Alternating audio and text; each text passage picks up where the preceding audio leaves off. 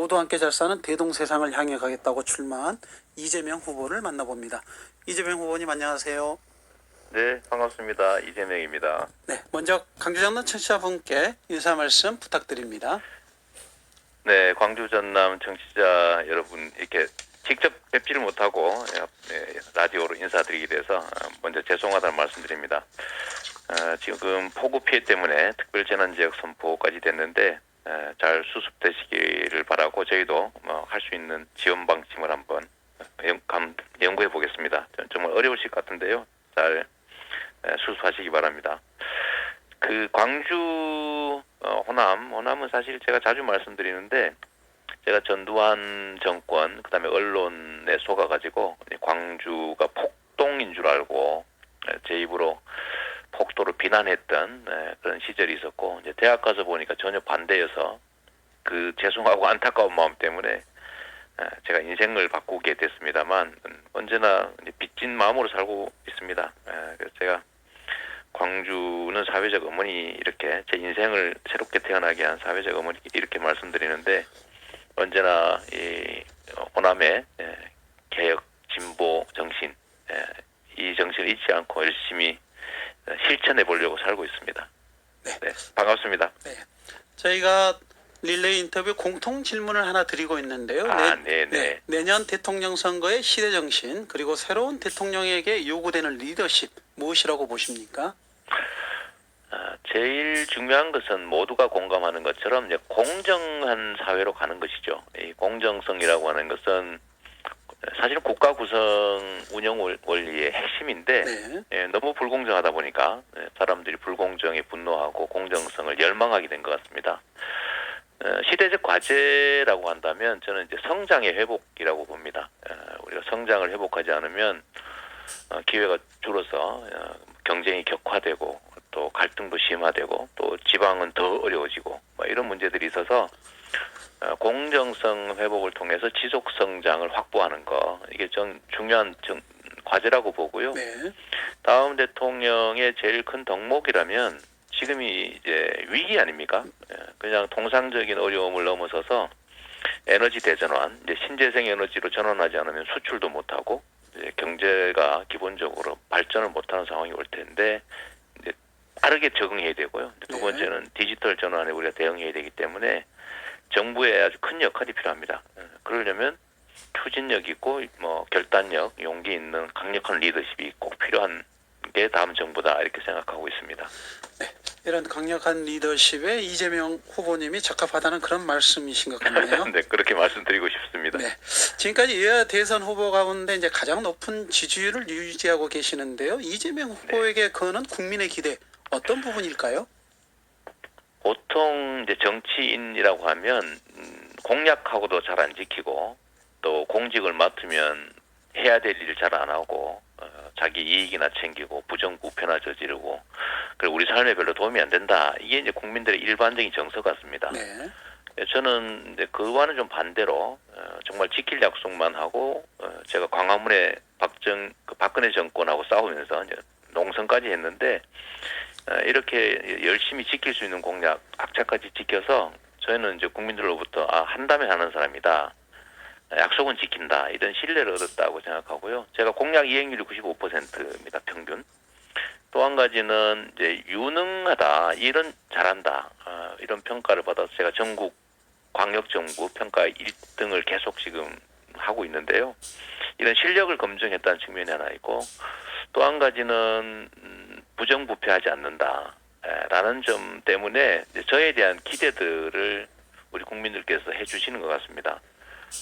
당내로 좀 좁혀보면 우리 진영 내로 좁혀보면 사실 내년에 정권을 재창출하는 거 문재인 정부를 승계하고 발전시키는 건 우리 진영의 정말 중요한 과제인데 과연 정말 누가 나가서 이길 수 있을까라는 측면에서는 아까 말씀드렸던 신뢰, 실력, 그다음에 청렴 이런 측면에서 제가 전국적으로 골고루 지지를 높게 받기 때문에 그래서 우리 지지하시는 우리 민주진영 내에서 저에 대한 기대가 좀 많은 것 같고 그게 저의 최장점이라고 자부하고 있습니다. 네. 어제는 이재명표 기본소득 정책을 발표했습니다. 이전부터 기본소득을 둘러싼 다양한 논쟁이 이어져 왔습니다. 그래서 왜 기본소득이 필요한 것인지 그 주요 내용은 무엇인지 좀 소개를 해 주시죠.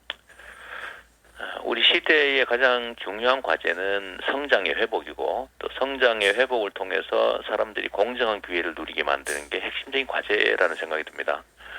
공정한 나라는 흥했고 불공정한 나라는 망했던 게 역사적 경험인데요. 우리 사회도 대기업이 중소기업을 쥐어짜고 이제 수도권이 지방을 차별하고 이러니까 사실은 중소기업이 일자리 다 만드는 건데 중소기업은 청년들한테 보수 좀 많이 올려주고 안정된 좋은 직장 만들려도 여력이 없습니다. 그래서 이 대기업과 중소기업의 관계를 조정하고 지방과 수도권의 관계를 좀 조정해서 지방 또는 중소기업이 여력이 좀 있으면 거기서 좋은 일자리가 생기면 이제 일자리 문제가 해결될 수 있는 거죠. 이런 게 이제 공정의 문제인데 공정한 경쟁 질서를 회복함으로써 성장의 토대를 만든다가 제가 주장하는 공정 성장입니다. 그 여러 가지 방법 중에 하나가 지금 양극화가 심각한 사회 문제 아닙니까? 네. 근데 양극화는 그냥 단순히 누구는 많이 가지고 나는 적게 가지니까 기분 나쁘다, 안 좋다 이런 걸 넘어서서 우리 사회의 자원의 비효율성을 심화시키죠. 누구는 너무 많이 가지고 있어서 쓰지도 못하는데 누구는 쓰려고 하는데도 없어서 못 쓴다. 이 양극화를 좀 완화하면 이제 성장의 기회가 생기죠. 우리 국민들께서 자원이 있으니까 열심히 일할 수 있고 우리가 가진 자원이 효율성을 발휘하니까. 그런데 그 중에 하나가 우리가 국가 재정 지출을 할 때 그냥 단순히 복지 지출하면 거기서 끝이지 않습니까? 근데 작년에 1차 재난지원금처럼 지역화폐를 온 국민에게 골고루 지급해서 가계 소득도 늘리고 소상공인들 지방 골목 상권도 살리고 이게 수요를 늘려가지고 경제도 살리는 이런 복합 효과가 있는 거를 우리가 기본소득이라고 하는데 이거를 우리는 이제 무서워서 새로운 정책이니까 못하지 않습니까? 근데 국가 재정을 가계 소득도 지원하고 양극화도 완화하고 그리고 골목 경제도 살리고 경기 순환도 좀 이렇게 자극하는 효과, 복합 효과가 있는 정책이니까 저는 이걸 꼭 해야 된다는 입장인데요. 문제는 재정 문제 아니겠어요? 돈이 어디서 나느냐 이런 건데 우리나라는 OECD 평균에 비해서 우리가 선진국이라고는 하는데 OECD 평균에 비해서 복지 지출이 60%밖에 안 됩니다. OECD 평균 정도 하려도 앞으로 80조 원 정도는 복지 지출을 늘려야 되는데 결국 증세할 수밖에 없지 않습니까? 근데 증세하면 국민들이 반발하죠. 싫어하죠. 그래서 기본소득이 이런 효과가 있습니다를 설명하기 위해서 시범적으로 소액의 기본소득을 시행해보고 이게 경제도 살리고 양극화도 완화하고 이게 국가 재정을 효율적으로 쓰는 방법이다라는 게 증명이 되면 증세를 해서 증세를 골고루 되돌려드리면 모두가 세금을 내는데 이걸 공평하게 돌려드리면 거의 90% 가까운 분들이 내는 것보다 받는 게 더 많은 것을 알게 되죠. 기본소득의 효과성이 있기 때문에 이제 정책으로 추진하시겠다는 말씀으로 그렇죠. 좀 이해하겠습니다. 네, 증세는 불가피한데 증세가 가능하기 위해서 정책을 증명하는 것은 일반 재원으로 조금만 해보는 거죠. 네, 특히 이제 예비 경선을 거치면서 이재명 대세론이 한풀 꺾였다는 이런 평가도 있습니다. 그리고 최근에 이제 본경선에 들어오면서 이낙연 후보가의 공방도 이용수위를 넘고 있다. 그래서 이게 검증인지 네거티브인지 이 경계가 불명하다는 이런 우려도 있는데 어떻게 보십니까? 일단은 우리 경선 자체가 이제 컨벤션 효과가 있어서 이낙연 후보의 지지율이 오르는 것은 매우 바람직하고 우리 진영 전체로 보면 환영할 일이죠. 제 지지율이 떨어졌다기보다는 이제 그 표면적으로는 이낙연 후보의 지지율이 오르니까 근데 우리 입장에서도 우리 지지자들 입장에서도 좀 경각심을 가지고 더 열심히 하게 되니까 모두에게 좋은 일이라는 생각이 듭니다. 근데 다만 제가 이제 예비 경선 단계에서 그 일방적인 네거티브 공격을 그냥 반격하지 않고 또 적극적으로 방어하지 않고 다 우리 편이니까 다 참아주자, 손실을 감수하자라고 했더니 그게 꽤 큰 타격이 된 것 같아요. 저희 부족함도 있습니다만. 그래서 최근에는 그 상대방의 네거티브에 대해서 저희도 이제 적극적으로 반격하다 보니까 충돌이 좀 격화되고 이게 이제 국민들 보시기에 그렇게 아름답지 않은 상황이 돼서 저희도 이제 필요한 최소한도로 방어하는 범위에 좀 한정해서 좀 하려고는 하는데 계속 이 확전이 되다 보니까 저희도 좀 갑갑하긴 합니다. 네. 근데 가능하면 저는 좀 이게 네거티브적 요소는 좀 배제하고 과연 과거에 다 공직을 하신 분들이니까 공직하는 과정에서 과연 얼마나 약속을 지켰느냐, 공약 지켰느냐, 얼마나 그 공직에서 요구하는 성과를 냈느냐, 또 그 공직을 이용해서 혹시 부정부패나 친인척 측근 비리 이런 거 있었냐 없었냐 뭐 이런 정도로 좀 검증을 한정하면 좋기는 하겠다는 생각이 듭니다. 좀 검증에 대한 차별화된 접근이 좀 필요하다 그런 말씀으로 네. 이해도 되겠습니까? 네, 좀 지금은 좀 무차별적인 측면이 있어서 저희도 좀 걱정되긴 합니다. 네.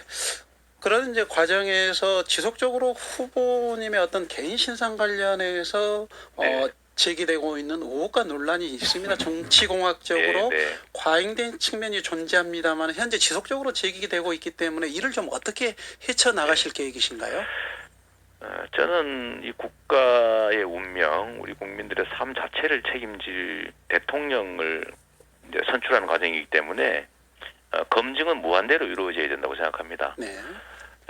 저의 과거의 삶이나 뭐 아니면 사적인 삶조차도 저는 검증의 대상에서 제외할 수는 없다고 보고 또 가족이나 제 측근에 대해서도 무한 검증이 이루어져야 된다고 보기 때문에 뭐 저에 대한 그 문제 지적은 전혀 뭐 섭섭하거나 네거티브로 받아들이지 않습니다. 제가 잘못한 거는 사과드리고 또 시정할 수 있는 건 시정하고 잘못 알려진 건 진지하게 적극적으로 좀 설명하고 또 그 과정에서 저의 장점을 좀 설득할 수 있을 거라고 보고요. 예를 들면 뭐 제가 가족에게 좀 심한 폭언을 했다 이런 부분은 어쨌든 저의 인격 수양이 부족했던 거니까 뭐 지금 이 자리에서 또 다시 한번 사과드리는 바입니다.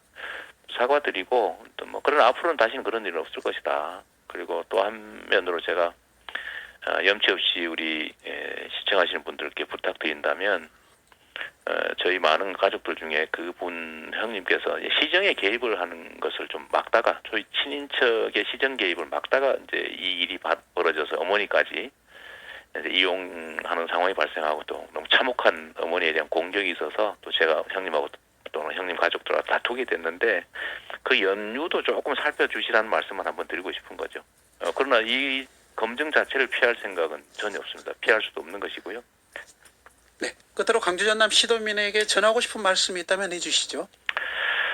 아까도 말씀드렸지만 저는 우리나라의 이제 그 국토 균형 발전, 자치분권 강화가 매우 중요한 시대적 과제라고 생각합니다. 이 수도권은 폭발하고 지방은 소멸하는 이 상황으로는 앞으로 지속적 성장 발전이 매우 어려울 거다라고 봅니다. 그래서 저는 수도권 단체장이긴 하지만 언제나 수도권 규제 완화에 대해서 옳지 않다고 보고 또 수도 이전이나 지방 균형 발전 또 지방에 대한 재정, 인프라 투자 이런 데서 우선권을 줘야 된다는 주장을 끊임없이 해왔습니다. 광주 전남도 사실 이제 수도권 일극주의, 수도권 중심주의의 이제 피해 지역인데 광주 전남 전북 이 호남 지역은 이중 차별을 또 받지 않습니까? 그러니까 수도권에 의한 지방 차별. 또 과거 보수 정권에 의해서 영남보다 호남에 대한 차별 뭐 이런 것들이 있었기 때문에 지금은 이제 균형 발전을 위한 과감한 좀 적극적인 노력이 필요하다고 보고요. 이제 인프라 투자라든지 재정 배분이나 아니면 뭐 산업, 교육기관 배치 등에서 지방 우선 고려를 할 필요가 있다. 그래서 예를 들면 뭐 달빛 뭐 고속도로 문제라든지 아니면 지금 에너지 공대 이런 게 조금 차질을 빚고 있는데. 이런 부분에 대해서는 효율성이 좀 떨어지는 한이 있더라도 좀 더 적극적인 추진이 필요하다고 보고요. 특히 이제 전남 같은 경우는 지금 재생에너지로 대전환이 이루어지기 때문에 인프라 구축이 정부 차원에서 매우 필요하고 그래서 재생에너지를 중심으로 한 좀 전략 산업화할 필요가 꼭 있겠다. 거의 새로운 기회가 될 수 있겠다는 생각을 하고 있습니다. 네, 오늘 말씀 열심히 지원하도록 하겠습니다. 네, 여기까지 드려야 될 것 같습니다. 오늘 말씀 감사합니다. 네, 감사합니다. 지금까지 이재명 후보와 이야기했습니다.